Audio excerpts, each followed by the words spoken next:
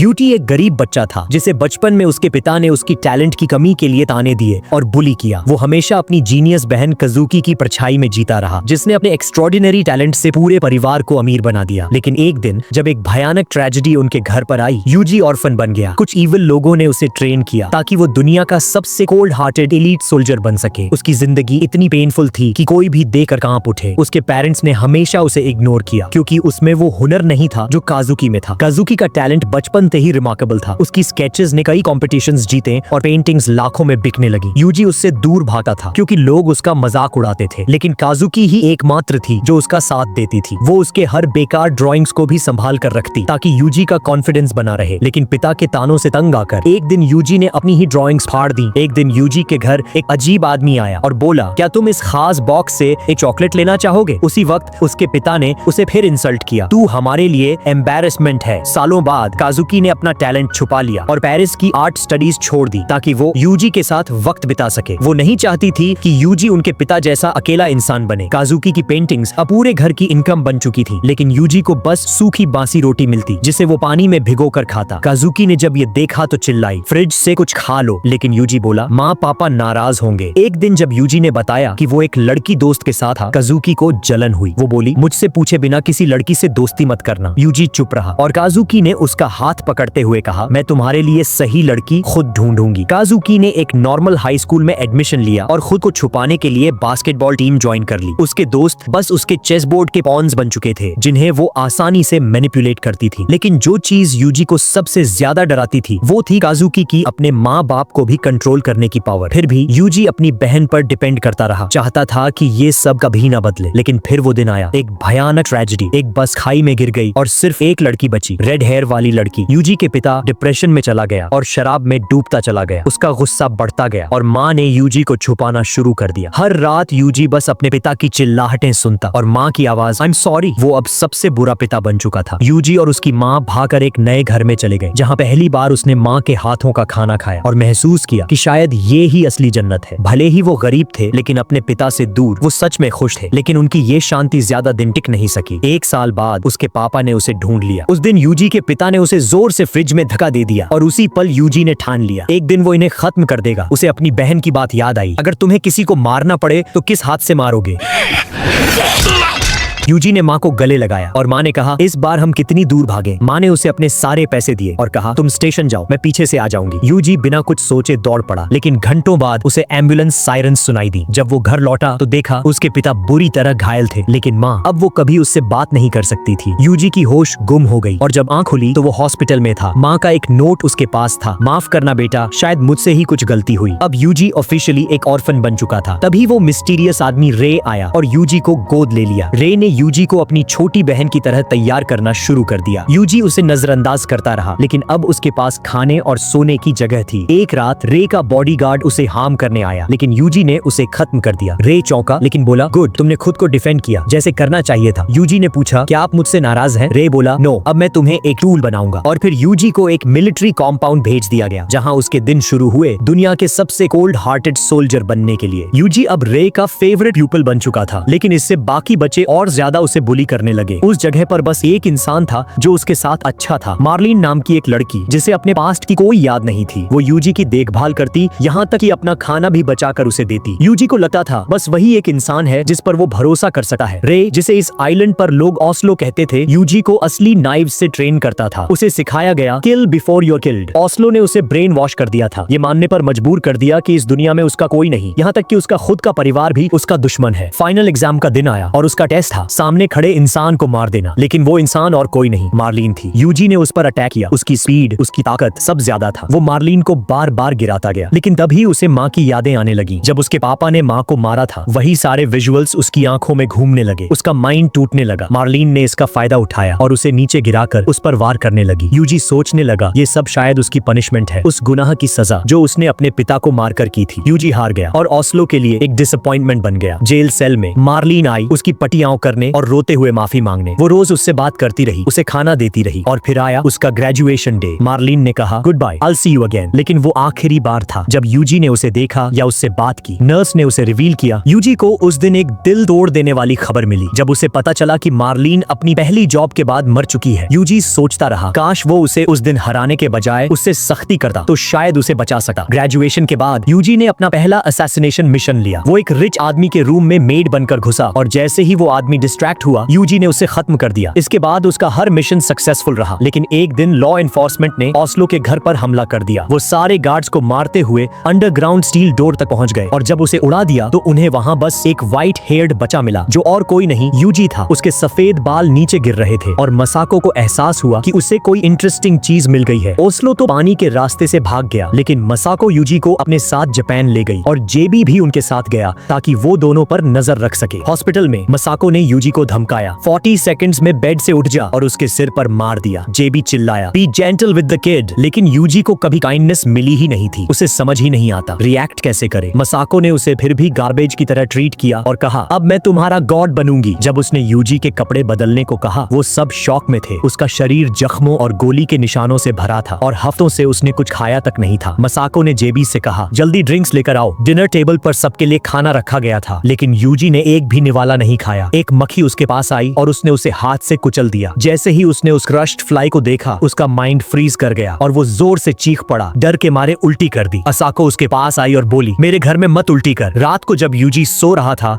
असाको ने महसूस किया उसका माइंड एक्सपेक्टेड से कहीं ज्यादा टूट चुका है क्योंकि जब उसने उसे नहलाया था यूजी के शरीर पर 2 गन शॉट वुंड्स, अनगिनत नाइफ मार्क्स और टूटी हड्डियां दिखी। असाको सोचती है शायद उसके लिए मर जाना ही आसान होता लेकिन फिर वो खुद से वादा करती है अब से मैं इसका गॉड बनूंगी। अगली सुबह असाको यूजी पर बैठी है, जबरदस्ती उसे खाना खिलाने की कोशिश कर रही है। यूजी जेबी से मदद की भीख मांगता है प्लीज सेव मी। असाको चिल्लाती है quit sweet talking is dumb blonde से, ये इतनी लोनली और स्टूपिड है कि कुछ भी सुन लेती है। जेबी कहती है टफन अप यूजी, लेकिन यूजी उससे बताता है कि असाको ने उसके लिए किचन में क्या हॉरर तैयार किया है। जेबी ज्यों ही उस प्लेट में देखती है समझ जाती है कि वो डियर प्लेसेंटा है। वो सोनिक से भी तेज बाथरूम की तरफ दौड़ती है और पूरा दिन यूजी के लिए खाना पकाने में लगा देती है। असाको सोचती है यूजी अब भी नहीं मानेगा लेकिन जब जेबी अपनी वेट ब्लॉन्ड राइस उसके मुंह के पास लाती है यूजी खा लेता है। इसके बाद असाको उसे एक छोटा पपी देती है जो अब उसका पार्टनर होगा। यूजी उस पपी का नाम रखता है जॉन डो, एक मिलिट्री कोड जो किसी अननोन लाश के लिए इस्तेमाल होता है। असाको उसे पपी के साथ खेलते देखती है और जेबी सॉफ्टली कहती है शायद ये पहली बार है जब मैंने यूजी को एक नॉर्मल बच्चा बनते देखा है। कुछ महीने बाद असाको इंटेलिजेंस एजेंसी की जॉब छोड़ने का फैसला करती है। जेबी उसे वार्न करती है अगर तूने यूं ही क्विट किया तो तुझे या तो जेल में डाला जाएगा। या असाको खुद से सोचती है क्या यूजी ही उसकी जिंदगी में ये बदलाव ला रहा है। वो मानती है कि अब उसे मरने से डर लगने लगा है क्योंकि अब उसे यूजी की देखभाल करनी है। साथ ही वो ये भी बताती है कि उसकी एक आंख की रोशनी जा रही है और अब वो एक स्नाइपर जैसी नहीं रही। रात में वो बाहर जाती है और यूजी को तारों को निहारते और चुपचाप रोते हुए देखती है। यूजी बड़ा हो रहा है और जब वो दौड़ने जाता है तो उसे असाको की बात याद आती है अगर लड़कियों में पॉपुलर होना है तो तेज दौड़ो। जैसे जैसे यूजी मिडिल स्कूल पहुंचता है असाको कहती है अब सिर्फ दौड़ने से कुछ नहीं होगा, अब लड़कियों को वो लड़के पसंद आते हैं जो लड़ सकते हैं। वो यूजी को टफ बनाना शुरू करती है, उसे सिखाती है कि ताकत का इस्तेमाल सही कामों के लिए होना चाहिए। वो कहती है जो चाहिए यूज करो जीतने के लिए। यूजी अपने डॉगी को बुलाता है जॉन डो, बाइट हर। असाको हंसती है और सिखाती है फाइटर्स सिर्फ मिडिल स्कूल में पसंद किए जाते हैं, हाई स्कूल में तो लड़कियां सिर्फ इंटेलिजेंट बॉयज के पीछे जाती हैं। काश मेरे साथ भी ऐसा ही होता। मसाको उसे हर तरह की किताबें पढ़वाती है चाहे वो मंगा हो या नॉन फिक्शन और कहती है तू जो चाहेगा मैं तुझे ला दूंगी। किताबें पढ़ने के बाद यूजी उसे देखता है। असाको अपने गन की सफाई कर रही होती है, हाथ में सिगरेट होती है। वो पूछती है क्या कभी इसे चलाया है और अगले दिन उसे जंगल में ले जाती है। यूजी पहली बार स्नाइपर से 300 मीटर दूर निशाना लगाता है और पूरी तरह मिस कर देता है लेकिन इस बार वो डिटर्मिन्ड है। असाको कहती है अगर लगाया तो तोहफा पका। यूजी एम करता है, गोली चलती है और सीधे टारगेट पर लगती है। तोहफे में उसे एक केस मिलता है, नंबर लिखा होता है 9229 जो असाको का एजेंट कोड था। अब ये स्नाइपर राइफल यूजी की है लेकिन असाको उसे कहती है अब तुझे अपने रास्ते पर चलना होगा, कभी हार मत मानना। यूजी पूछता है क्या मैं आपको मास्टर बुला सकता हूँ क्योंकि उसके लिए वो न माँ थी न बहन बल्कि कुछ और ही थी। यूजी के लिए असाको कभी माँ नहीं बनी, वो बस उसकी मास्टर बन गई थी। सर्दियों में असाको उसके लिए एम्यूनिशन इकट्ठा करती है और दोनों एक साथ शिकार पर निकलते हैं। यूजी एक हिरन पर एम करता है। असाको कहती है मिस मत करना, एक गोली भी टैक्स पेयर्स के पैसे से आती है लेकिन यूजी का हाथ कांपता है और वो ट्रिगर नहीं दबा पाता। असाको उसकी कमजोरी को समझ जाती है और उसे दोष नहीं देती। आखिर उसने वो सहा है जो कोई बचा नहीं सहता। एक दिन यूजी की नींद अचानक टूटती है, उसका उसका डॉग जॉन जोर जोर से भौंक रहा होता है। वो दौड़ता है और देखता है एक भालू उनके घर में घुस चुका है। यूजी कमरे में जाकर अपनी गन निकालता है, लेकिन जब तक वो लौटा है जॉन पर भालू ने हमला कर दिया होता है। वो एम करता है, लेकिन फिर से उसका माइंड उसे रोक लेता है। वो ट्रिगर नहीं दबा पाता। भालू जॉन को उठाकर चला जाता है। यूजी की आंखों में आंसू हैं, लेकिन अब डर उसका रास्ता नहीं रोक सका। वो दौड़ता है, बर्फ में फिसलता है, गोली चलती है, लेकिन गन जाम हो जाती है। भालू उसकी तरफ बढ़ता है, लेकिन यूजी चाकू से हमला करता है। भालू उसे एक ही झटके में दूर फेंक देता है। यूजी के दिमाग में एक ही बात गूंजती है, खत्म कर इसे। वो एक लकड़ी उठाता है और भालू की आंख में घुसेड़ देता है। फिर अपनी गन उठाकर उसकी खोपड़ी पर एम करता है, लेकिन तभी झाड़ियों से भालू के 2 बच्चे बाहर आते हैं। वो जॉन के पास जा रहे होते हैं, क्योंकि उनके लिए वही खाना है। यूजी के मन में सवाल उठते हैं, क्यों मेरा डॉग, क्यों मेरा परिवार, क्यों नहीं कोई और जिसकी मुझसे कोई पहचान नहीं। और वो दर्द से चीखते हुए गोली चला देता है। वो वापस लौटता है और असाको को जॉन का कॉलर थमा देता है। असाको पूछती है, क्या हुआ? यूजी कहता है, मैं भालू को मार नहीं पाया। यूजी कहता है, मैंने कोशिश की, लेकिन कुछ भी फर्क नहीं पड़ा। असाको उसे अपने सीने से लगाकर कहती है, इट्स ओके। सूरज ढल रहा होता है और दोनों जॉन के कॉलर को जमीन में दफनाते हैं। यूजी सोचता है, काश मैं भी असाको जितना स्ट्रॉन्ग होता ताकि एक दिन सुकून से मर सकूं। लेकिन असाको कहती है, तुम्हारी जिंदगी कोई बहाना नहीं है मरने का। वो जानती है यूजी किसी को मार नहीं सका जब तक वो खुद ऑर्डर ना दे। फिर भी उसे याद दिलाती है, उसका खाना, उसका घर सब टैक्स पेयर्स की देन है। उस पर कर्ज है, उस देश की हिफाजत का। पहले के दौर में असाको कहती है, तुम्हें मरने से पहले 10 दुश्मनों को मारना पड़ता, लेकिन अब तुम्हें 10 जिंदगियां बचानी होंगी। अपने लिए ट्रिगर दबा ना सको चलेगा, लेकिन किसी और की जान बचाने के लिए कभी मत हिचकिचाना। साल गुजरते हैं और असाको की हालत बिगड़ने लगती है। यूजी देखता है कि उसके हाथ शराब पीते वक्त कांपते हैं। वो उससे बार बार कहता है, प्लीज मत पियो, तुम ही तो हो जो मेरे पास बची हो। वो पूछता है, क्या तुम बीमार हो? लेकिन हर बार असाको झूठ बोल देती है, मैं ठीक हूँ। पर यूजी जानता है कुछ तो गड़बड़ है। वो अब काम मिस करने लगी है, जोन्ड आउट रहने लगी है। यहाँ तक कि जब कॉल आया वो उठाने तक लायक नहीं रही। यूजी को फोन उठाना पड़ा और दूसरी तरफ से एक एजेंट चिल्ला रहा था, असाको, आर्टिकल 9 लागू किया जा रहा है। अगर मिशन नहीं लिया तो तुम्हें गिरफ्तार किया जाएगा। असाको की हालत देखते हुए यूजी उसके मिशन खुद करने लगा। कुछ दिन बाद जेबी ने उससे पूछा, तुम ऑन साइट अपडेट्स क्यों नहीं भेज रही? और इस बार असाको सच बोल बैठी। जेबी गुस्से में चिल्लाती है, यूजी को अपने लिए काम मत करवाओ जैसे ओस्लो ने किया था। लेकिन यूजी शांति से कहता है, ये मेरा डिसीजन है, मैं असाको का कर्ज चुकाना चाहता हूँ। जेबी को डर है कहीं यूजी असाको की जिंदगी में इतना न डूब जाए कि खुद को खो दे। लेकिन यूजी कहता है, यही रास्ता है जहाँ मुझे अपनी जिंदगी का मतलब मिलता है। गुस्से में जेबी छत पर गोलियां चलाकर उसे बाहर ले जाती है। नदी के किनारे यूजी उससे कहता है, मैंने असाको से कहा मैं उनके जैसा बनना चाहता हूँ। जेबी जवाब देती है, असाको कभी नहीं चाहेंगी कि इस दुनिया में 2 उनके जैसे लोग हों, लेकिन उन्हें ये जानकर खुशी होगी कि कोई उन्हें अपना हीरो मानता है। फिर जेबी पूछती है, यूजी क्या तुम सच में यही रास्ता चुनना चाहते हो? और यूजी कहता है, ये मेरा इकलौता रास्ता है उनका कर्ज चुकाने का। कुछ दिन बाद असाको बताती है कि यूजी अब अमेरिका जाएगा, एक मिलिट्री स्कूल में। वहाँ एक बड़ा भारी इंसान पूछता है, तू यहाँ क्यों आया है? यूजी मुस्कुराते हुए कहता है, मैंने अपने माँ बाप को खत्म किया था। फिर हंसते हुए जोड़ता है, जस्ट किडिंग। ट्रेनिंग के बाद यूजी उससे कहता है, अपने जूते खुद खरीदो वरना फंगल इन्फेक्शन हो जाएगा। वो चौंक जाता है, तुझे कैसे पता? यूजी कामली रिप्लाइज, मैं बचपन से सोल्जर रहा हूँ। पर वो आदमी समझता है कि यूजी मजाक कर रहा है। रात को जब वो उसे एशियन बॉय बुलाता है, यूजी कहता है, आई एम जापानीज, मेरा नाम है यूजी। वो हंसता है, तू यूजीन लगे है, बिल्कुल लड़कियों जैसा।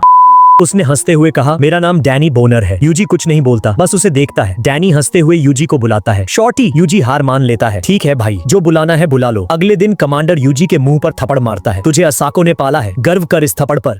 What?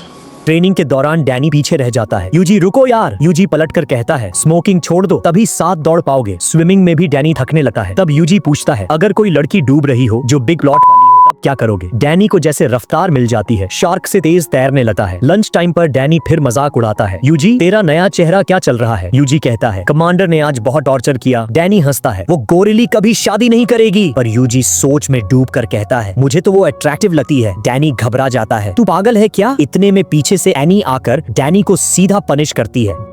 गन रेंज प्रैक्टिस में यूजी हर गोली सीधा निशाने पर मारता है। कमांडर हैरान रह जाती है, ये तो वही कर सकता है जो दुनिया का बेस्ट स्नाइपर हो, जैसे असाको। शाम को एक लड़की यूजी के पास आती है, हाय बात करोगे मुझसे? मेरा नाम मिली है। यूजी सोचता है, पूछी लड़कियां ही क्यों आती है मेरी जिंदगी में? स्विमिंग पूल के पास जब मिली उसे पंच करती है, यूजी उसे धीरे से पकड़ता है, पहले माफी मांगो। और तभी उसे याद आता है, मैंने उसे पहले कहीं देखा है। यूजी अब दूसरे नंबर का स्नाइपर बन चुका था। मिली उसके पास आती है। रिलैक्स, मैं मार्क्समैनशिप की बात कर रही थी। वो दोनों एक साथ रेंज पर जाते हैं। मिली बताती है, मेरे पापा भी इन टारगेट्स को हिट किया करते थे, लेकिन शायद वो नशे में झूठ बोलते थे। यूजी की पहली गोली मिस हो जाती है। मिली हंसते हुए कहती है, कूल रहो, सिर्फ 6 गोलियां बची हैं। यूजी आसमान की तरफ देखता है। आज का स्काई कैसा दिख रहा है? वो एम करता है और फायर करता है। हिट। यूजी मुस्कुराता है, तुम्हारे पापा शायद झूठ नहीं बोलते थे। मिली को पहली बार कोई ऐसा मिलता है जिस पे वो ट्रस्ट कर सकती है। उस दिन के बाद यूजी की ट्रेनिंग पूरी हो गई और अब उसे भेजा गया अपने फाइनल मिशन पर। शिप पर डैनी पूछता है, ब्रो बोनस से क्या लिया? यूजी कहता है, एक लेडीज वॉच। डैनी हंसते हुए बोलता है, तू मिली को छोटी आवर हैंड दे रहा है और मैं दे सकता हूँ long minute hand. Emotional Dan. Mili सब सुन लेती है और डैनी को सीधा के करती है। तभी पास में एक वियर्डो दिखता है जो अपनी लिटिल सिस्टर के साथ डेटिंग सिमुलेटर खेल रहा है, और जैसे ही लड़की अपनी प्लॉट आर्मर उतारती है वो बंदा पागल हो जाता है। यूजी और डैनी सोचते हैं, ये कौन सी लैंग्वेज बोल रहा है? Yuji softly replies, he is a man of culture from Japan.